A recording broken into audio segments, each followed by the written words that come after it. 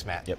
Breaking news this morning, Gopher basketball star Reggie Lynch is facing suspension this morning. The Star Tribune reports that he could be completely banned from campus until at least 2020 after a school investigation found him responsible in a sexual misconduct incident.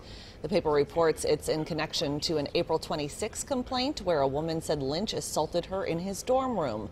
Lynch can still appeal. If that happens, the paper reports the suspension would not take effect.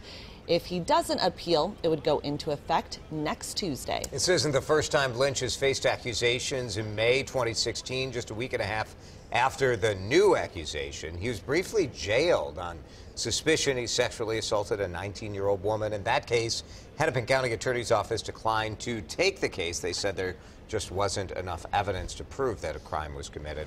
University also investigated that May case. He was later reinstated.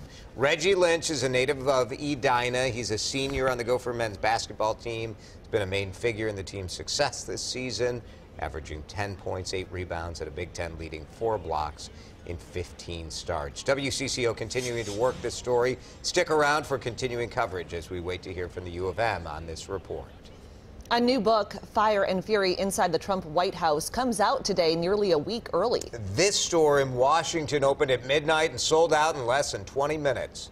President Donald Trump's lawyers had been trying to block the book's release because the White House says it's full of false statements. Mola Lenghi reports. Thank you. I don't talk to him. I don't talk to him. I don't talk to him.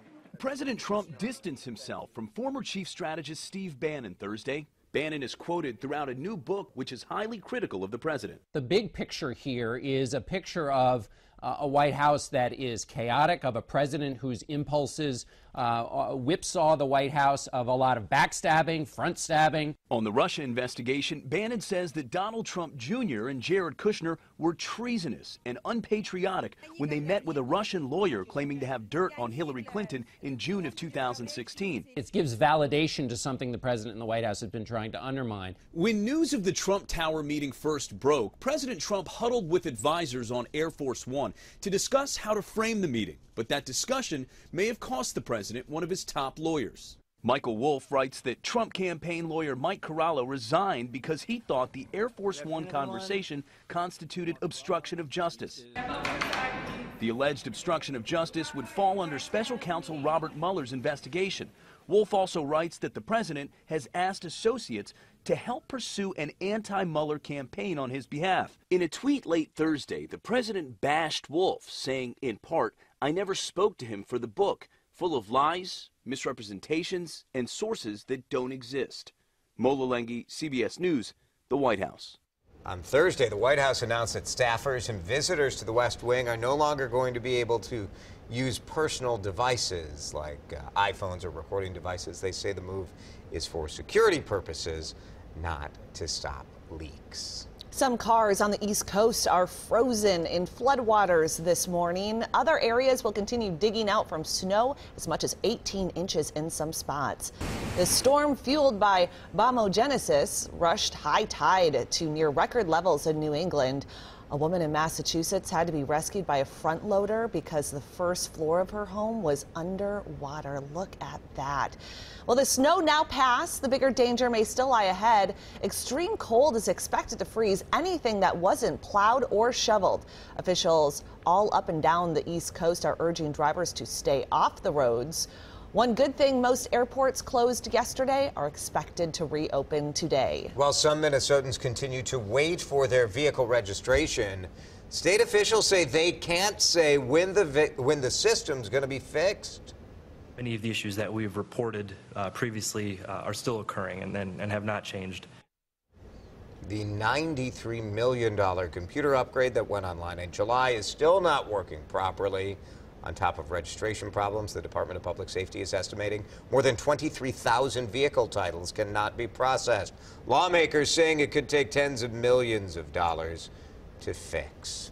Years of planning for the Super Bowl finally coming to life. The entire metro area is gearing up to host an expected 1 million visitors. A look at the countdown clock shows we are less than 1 month away from the 5:30 kickoff for the big game. Just in time, Mystic Lake is opening a new hotel. There are 766 guest rooms with an additional 70,000 square feet dedicated for meetings and events. It's a lot of great designs, really speaks to nature and to a lot of the scenery around us. Mystic Lake Casino says it's one of the largest hotels in the metro, ready to welcome guests coming for the Super Bowl. Meanwhile, organizers want locals to plan ahead for special events long before all those out-of-towners arrive. Here's Esme Murphy. The Super Bowl experience will let you live out your NFL dreams.